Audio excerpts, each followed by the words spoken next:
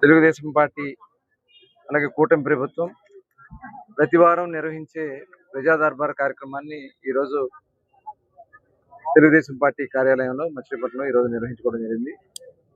ఈ ప్రజా దర్బార్కి పెద్ద ఎత్తున దొంగ పట్టాలతో మోసపోయినటువంటి ఆడబిడ్డలందరూ కూడా రావడం కూడా జరిగింది.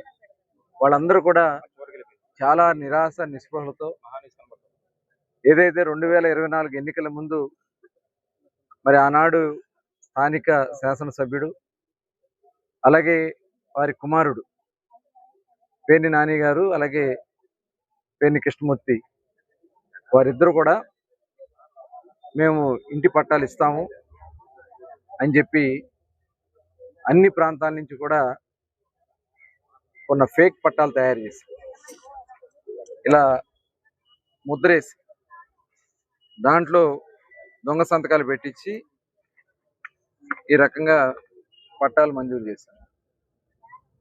ఇవన్నీ కూడా స్ట్రీట్ ఫీల్డ్, అసలు ఇవ్వడానికి అవకాశం లేనటువంటి స్థలాల్ని చూపించి సర్వే నెంబర్ 185/2 అని లేకపోతే స్ట్రీట్ ఫీల్డ్ అని కాలువ గట్లకి ఇరిగేషన్ ల్యాండ్స్కి డ్రైనేజ్ ల్యాండ్స్కి ఇష్టం వచ్చినట్లు వాళ్ళు ఇవన్నీ మంజూరు చేసినట్లుగా ఎలక్షన్లో ఓట్లు చేసుకుని కొడుకుని గెలిపించుకోవాలనే ఒక దుర్బుద్ధితో పేర్ని నాని గారు కొట్టుపన్నాడు.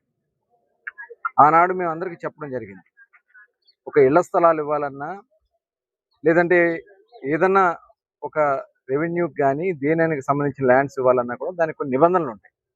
నిబంధనల ప్రకారం చేయకుండా ఇష్టారాజ్యంగా చేసి పారేస్తారు.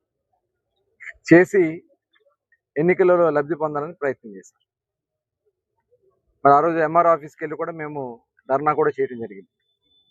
అవన్నీ కూడా ఇప్పుడు బయటికి తీస్తే అవన్నీ కూడా ఫేక్ పట్టాలని చెప్పి ఇవాళ కోర్టు కూడా మరి హైకోర్టులో కూడా తేల్చారు, ఈ దొంగ పట్టాలు ఇవన్నీ చెల్లవు కాబట్టి లబ్ధిదారులందరూ కూడా మోసపోయిన వాళ్ళకి నోటీసులు ఇచ్చి అవన్నీ కూడా రికవర్ చేయమని రెవెన్యూ అధికారులు చెప్పారని చెప్పి వాళ్ళందరూ కూడా నోటీసులు తీసుకుని మా దగ్గర రావడం జరిగింది.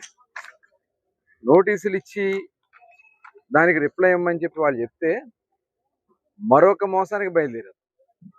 ఆ పట్టాలన్నిటికీ మేము అసలు ఇవ్వలేదని చెప్పి సంతకం పెట్టండి అని చెప్పి వైఎస్ఆర్ పార్టీ నాయకులతో ఈ రకంగా ఈ కాగితాలు ఇచ్చి మాకు ఎటువంటి పట్టా ఇవ్వలేదు, ఇచ్చిందేమో ఇక పట్టా క్లియర్ కనబడుతుంది, ఇక జగన్మోహన్ రెడ్డి గారు బొమ్మ వేసి పట్టా ఇచ్చి పట్టా ఇవ్వలేదని చెప్పి సంతకం పెట్టండి అని చెప్పి మరొక మోసానికి, ఎందుకంటే